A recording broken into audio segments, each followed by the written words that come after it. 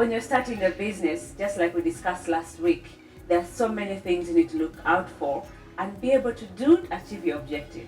However, the most pertinent thing is going legal or registering your business. Now, we had so many people saying, why should I register my small business? Remember, we're talking about startups and also the things you call side hustles. So why should I register my side hustle? Won't it bring issues? All right, today we are going to be able to talk about the detail and demystify those facts with a friend of mine called Kasi Kamrunji Onoja. I hope I'm getting that right. And she's a legal mind. And I want to officially welcome you to the show, Kasi. Thank you for coming and for honoring our invitation. Thank you for having me. All right. I think I got it right. Kasi Kamrunji Onoja. It's actually Daphne Kasi Kamrunji Onoja. 4 names. Onoja is the marital name. Yes. All right. So last week we talked about businesses starting up and what people need to think about or even consider. And that was one of the most main hassles or main objectives people are saying they want to do this year and years to come. I think people are tired of employment. Oh, they want to do both. Yes. But that's the side. That's aside. If I'm starting a side hustle or a small business, why in the world should I go legal? Well, for starters, if you get your businesses registered, gives you quite a big advantage compared to if you're doing it as an individual. Mm-hmm. We have 3 types in Uganda. You can register a limited liability company, you have a sole proprietorship, and then you can also opt for a partnership. Okay. So the way you see maybe law firms, those are usually partnerships. Mm-hmm. If you want to be on your own, and you're going the sole proprietorship way. Just say, let me do this, but Yes. let me have it officially registered. Mm. Then you can have a limited liability company where you have shares and you can bring shareholders on, and you share responsibilities. Okay. And 3/4 of the businesses I've seen have the limited company. Yes. What does that mean? Limited, it essentially means your liability in case of anything is limited to the percentage of your shareholding. Yes. So if we are 2, it's 50-50. We all Our have the losses same. and profits will be shared Equally. Yes. And if I'm 80 or 20, then I have a bigger responsibility. Exactly. So that's what it means. But we also have limited liability, but where you find there's no shareholding, Yes. where it is limited by guarantee. Yes. Yes.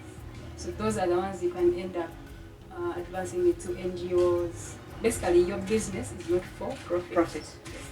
Limited by shares, it is entirely for profit. And we're talking about now the one that includes profit. Yes. Why should I have a limited company? In other words, what are the pros and cons of this whole process?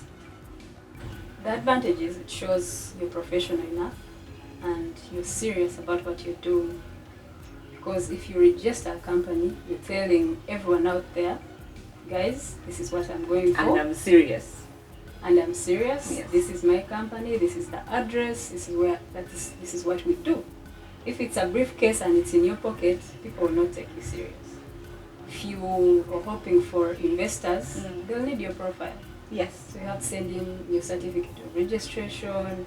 If you want loans, same thing. Those are the things they'll The ask. paperwork that you must have to acquire some services. Yes.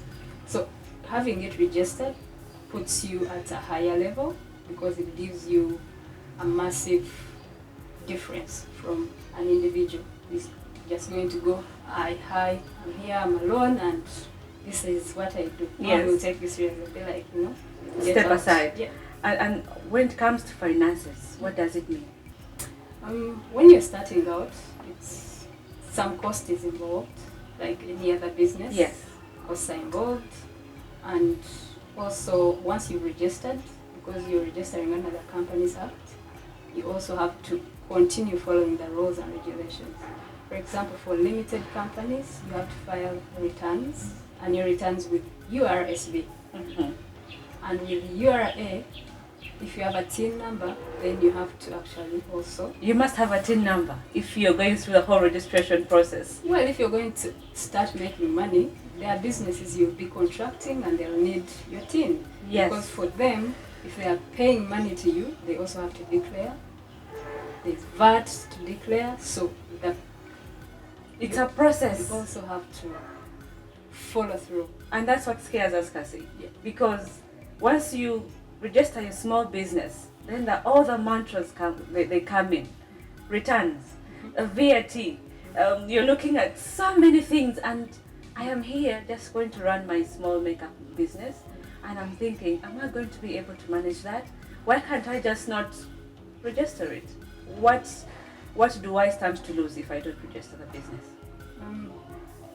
I would say in the aspect of being able to separate your finances, because yes, you have a business, you're running it as an individual, but you will not be able to separate your own money from the business money. That's why your makeup business, the money you make from your clients, let it go to a separate account.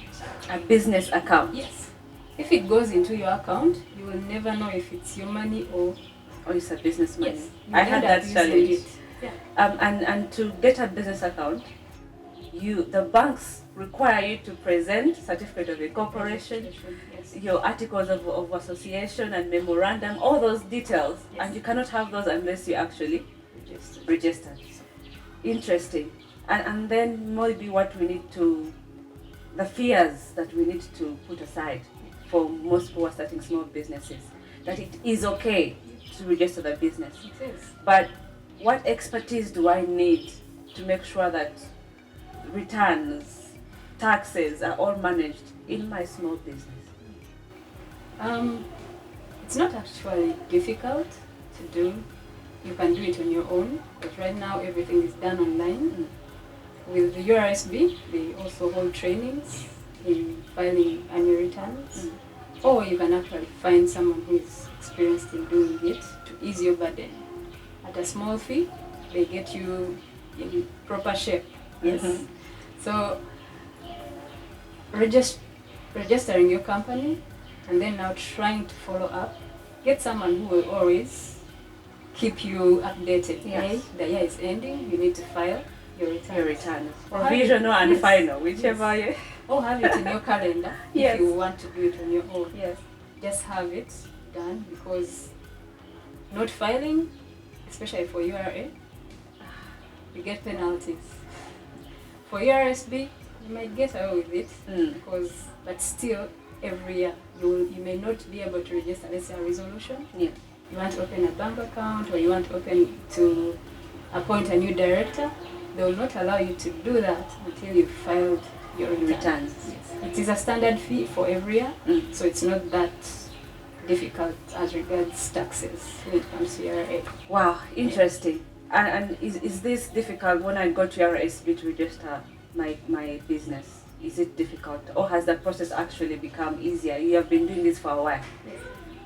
It's easy, because URSB website has the option you can search for a name.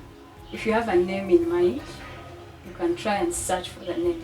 If you find there's a similar name, then you don't have to go through that process. Now you try and find another name that you know is unique to you. So by the time you submit, chances of it being approved are quite high. Yes. So once that is approved in a day or two, you submit your registration documents. In a week, you have your company. Imagine that is if you have actually followed the processes. Yes. And if it's just a week, why are we always so scared? If we want to get some big businesses, people who want invoices, you want to apply for a loan, there's things that you want to help you boost your business, there's no any other option. You must have your business registered. Let's talk about the myth. If I register my business, my profit goes to the taxman or to all those people who are helping me file returns and all that. If I register my business, then I must be in a specific location. What happens to the digital businesses, or call them those that deliver us?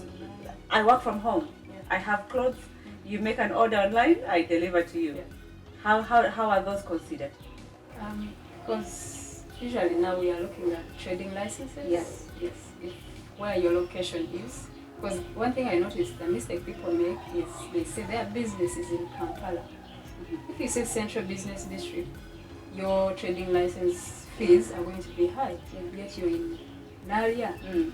See, that's the thing people do not get. If in Naria you can easily get a trading license, go for it. Or actually in a different district, that's where your operations are going to be. It doesn't have to be Central Business District. Yeah. Yes. So once you've gotten your trading license, that fee also goes down. And when it comes to, like you said, the virtual businesses, the virtual they're business. usually hard to track because we have not yet formalized like our system when it comes to businesses. How would you even track it? Yeah, so tracking for us is still quite low. So people are getting away with it. Yeah. But why I'm saying register the company or your business is it will help you. Personal growth, you will know how to actually grow a business. You're not just eating everything you're making. Because the moment you have money in your pocket, you're just going to eat. Very true. I run a cash business, and initially, before you helped me in that process, because it's you who helped me in this process, I would just mix money. I didn't know which money was coming from my pocket or was actually coming from the business. Now I can actually tell that my business does this, and this is how much that comes out, and these are the expenses. And you start keeping records, because at some point, these people can come and ask for your records. And what are the penalties?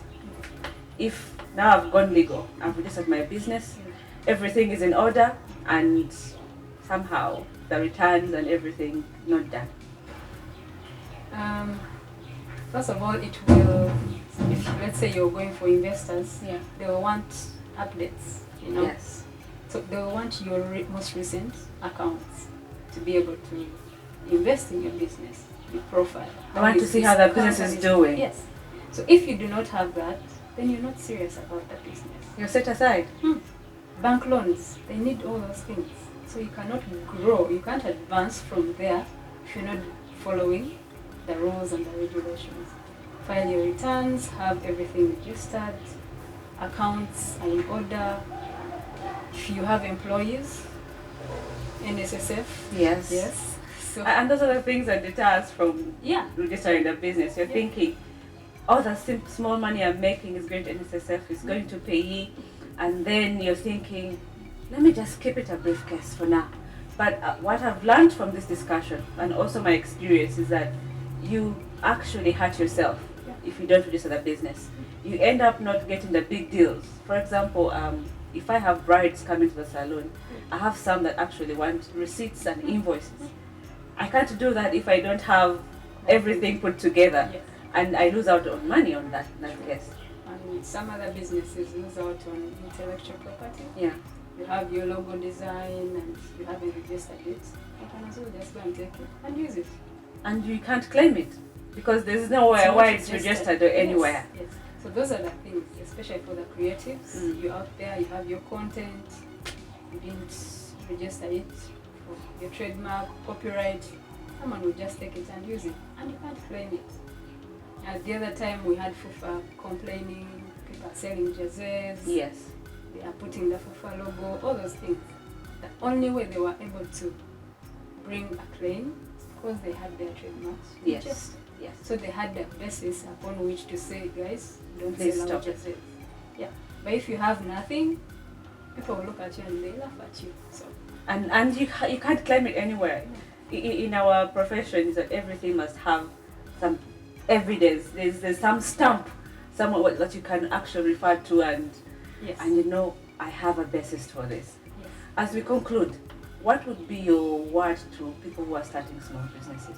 What should they be able to do to make sure that they are in the right path? But most importantly, why should they not get scared? Don't get scared. It's not that expensive, first of all, to register a company. It is affordable, step by step, and it benefits you in the long run. You also want to be competitive. If you want to attract clients, in Uganda and abroad. If you're not registered, no one is going to know. If you can, start a website. There are those that are actually free. Just have your company name out there. If someone searches for you and they can find a company, your company name, that alone boosts confidence in you. If it's just you, an individual, I'm sorry to tell you, but you won't get as much business as you hope for.